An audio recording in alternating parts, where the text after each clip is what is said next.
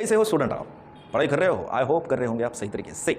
So without wasting our time just I will solve the numerical here which is related to the JEE main previous square questions. Okay, sorry for it, previous year questions. Okay, so जानेंगे इसको इस तरीके के जब हम match the pair करते हैं तो हमारा टाइम किस तरीके से हम सेव कर पाएंगे। तो मैं दो ही सॉल्व करने का ट्राई करेंगे, दो ही से अपना ऑप्शंस यहाँ पे किस तरीके से कट करने का और किस तरीके से हम हमारे राइट आंसर की तरफ जा सकते हैं, हम उसके बारे में चर्चा करेंगे। चलो, सो वेस्टिंग करते नहीं है टाइम को और सीधा सीधा सॉल्व करेंगे।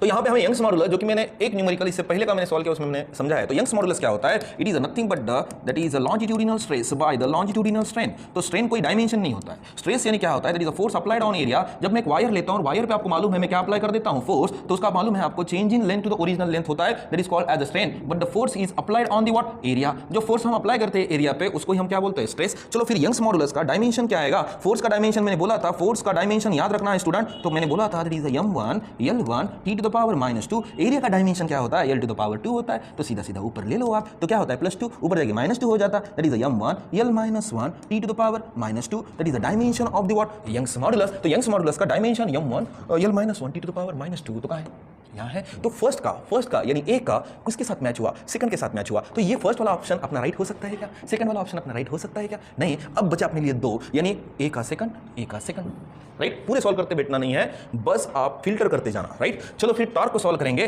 टॉर्क यानी क्या होता है? जब एक बॉडी हम लेते हैं और बॉडी पे आपको मालूम है एक पर्टिकुलर पॉइंट पे आप फोर्स वेक्टर यानी फोर्स अप्लाई करते हो, तो इस बॉडी का along this axis r vector के अलोंग कौन सा मोशन फॉर्म होता है? Rotational motion. दैट इज टो vector is equal to r vector cross f vector. So if I am take in the magnitude, जब मैं मैग्नीट्यूड में लेता हूं, that is r f sine of theta. So will not take the dimension of the theta here. So r यानी distance है और force का dimension मैंने बोला था, याद रखना, m1 l1 t to the power -2। तो इसका डायमेंशन क्या आएगा? That is m1 l2 t to the power -2। ये l इस l के साथ कंबाइन कर दिया है, राइट। तो m1 l2 t to the power -2, m1 l2 t to the power -2, right. तो b का फोर्थ के साथ, तो b का फोर्थ के साथ कौन सा है? ये है। तो अपना करेक्ट ऑप्शन कौन सा है? कौन सा है? 3 वाला है, 3 वाला।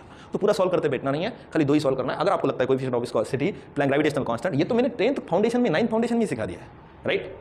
तो कंपलसरी आप 3 क्वेश्चन उड़ा के आओगे, राइट। सो फिलहाल के लिए इसी न्यूमेरिकल पे हम रुकते हैं। नेक्स्ट वीडियो में नेक्स्ट लेवल एनर्जी के साथ हम बात करेंगे। रुक जाते हैं।